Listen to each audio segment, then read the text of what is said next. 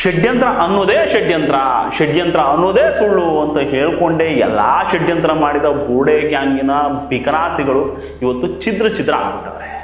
ಒಬ್ಬೊಬ್ಬ ಒಂದೊಂದು ಕಡೆ ಮೂರಾಬಟ್ಟೆ ಆಗ್ಬಿಟ್ಟವ್ದು ಬದುಕುಗಳು. ಈ ಮಟ್ಟಣ್ಣ ನೋಡಿದ್ರೆ ನಮ್ಮ ಮಹೇಶನ ಆಂಟಿಸಿಪೇಟರಿ ಬೆಲೆ ತಗೊಳ್ಳೋದಿಲ್ಲ, ಅರೆಸ್ಟ್ ಮಾಡೋದಿದ್ರೆ ಮಾಡಿಬಿಡ್ಲಿ, ಜೈಲಿಗೆ ಕಳಿಸೋದಿದ್ರೆ ಕಳಿಸ್ಬಿಡ್ಲಿ ಅಂತಾರೆ. ಅಪ್ಪ ಒಂಥರ ಉಗ್ರ ಹೋರಾಟಗಾರ ಅಂತ ಹೇಳ್ತಿತ್ತು.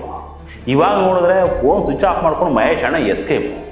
ಏನೋ ಮಟ್ಟಣ್ಣ ನೀವು ಮಹೇಶ್ ಅಣ್ಣನ ಕತೆ ಅಂದ್ರೆ ಅದು ಬಂದೂಕು ಮಂಗನ ಓಡ್ಸೋಕೆ ಇರುವಂತಹ ಬಂದೂಕು ಅವೆಲ್ಲ. ಆನಂತರ ಮಚ್ಚಲ್ಲ, ಅದು ತೋಟದಲ್ಲಿ ಮಹೇಶ್ ಶೆಟ್ರೆ ಸ್ವತಃ ನಿಂತ್ಕೊಂಡು ತೋಟದಲ್ಲಿ ಕಳೆಯನ್ನ ಕೀಳ್ತಾರೆ. ತೋಟದ ಕೆಲಸ ಮಾಡೋದಕ್ಕೆ ಪ್ರತಿಯೊಬ್ಬ ರೈತನ ಮನೆಯಲ್ಲಿನೂ ಕೂಡ ಕತ್ತಿ ಇರ್ತದೆ, ಹಾರೆ ಇರ್ತದೆ, ಪಿಕಾಸೆ ಇರ್ತದೆ. ಮಠಣ್ಣ ಮಂಗ ಓಡಿಸೋ ಬಂದೂಕು ಕಳೆ ಕೀಳೋ ಕುಡ್ಗೋಲು ಇಟ್ಕೊಂಡ್ರೆ ಅದ್ರ ಮೇಲೆ ಕೇಸ್ ಹಾಕೋದಕ್ಕೆ ಪೊಲೀಸರಿಗೆ ಮಂಗ ಕಚ್ಚಿದ್ಯಾ? ಅಷ್ಟು ಕಾಮನ್ ಸೆನ್ಸ್ ಇರಲ್ವ ಪೊಲೀಸರಿಗೆ? ನಿನ್ನ ಹತ್ರ ಎಲ್ಲದಕ್ಕೂ ಒಂದು ಬಂಡು ಸಮರ್ಥನಿಗಿರುತ್ತೆ ಬಿಡಪ್ಪ. ನೀನು ಪುಂಗೋದನ್ನೇ ಫುಲ್ ಟೈಮ್ ಉದ್ಯೋಗ ಮಾಡ್ಕೊಂಡ್ಬಿಟ್ಟಿದ್ಯಾ.